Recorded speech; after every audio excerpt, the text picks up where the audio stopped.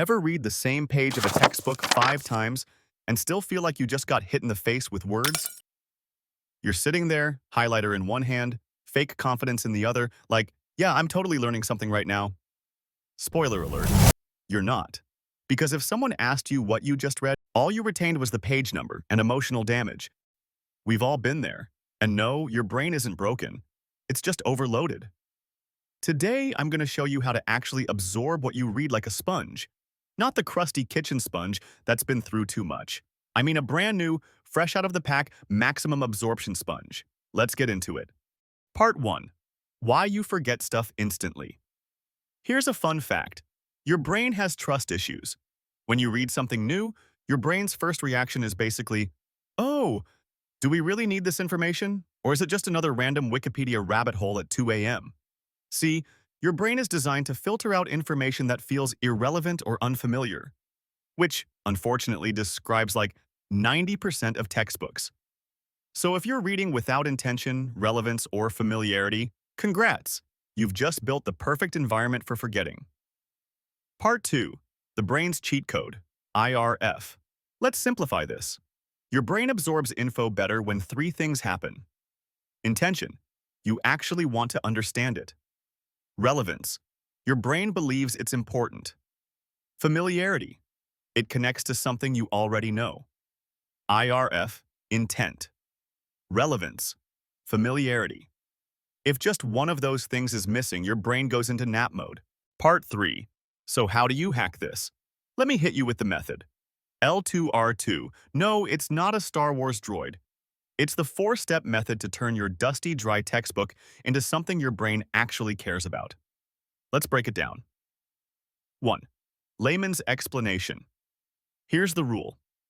If your 8-year-old cousin wouldn't get it, you're doing too much. Seriously, imagine trying to explain something to a kid who's half listening, half spilling juice on the carpet.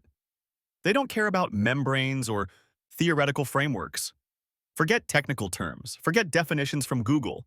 You're not trying to sound smart. You're trying to make sense. For example, what is photosynthesis? Textbook says, photosynthesis is the process by which green plants use sunlight to synthesize foods from carbon dioxide and water. Your description?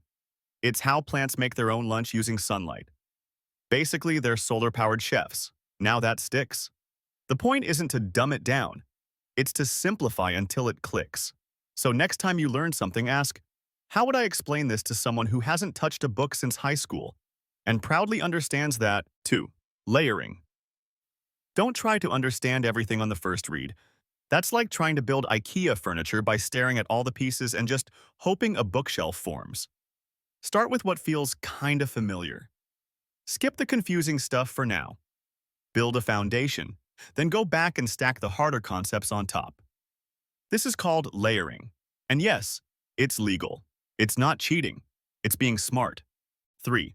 Relevance framing. Your brain doesn't want random facts.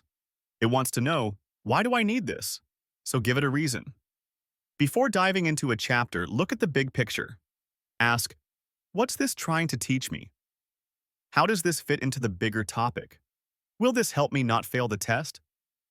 Suddenly, that boring paragraph feels like a missing puzzle piece. 4. Real estate management. Your brain has limited space. Like a studio apartment with no closet. Don't try to stuff everything in there at once. Use notes as your storage unit. Offload ideas. Sketch connections. Jot down "still confused about this" next to stuff that makes 0 sense. You're not supposed to carry it all in your head. That's what your notebook or Google Docs is for. Part 4. Bringing it all together. Let's be real. Most people read like they're sprinting through a haunted house.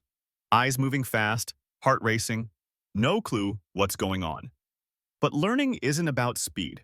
It's about strategy. L2R2 gives your brain what it needs.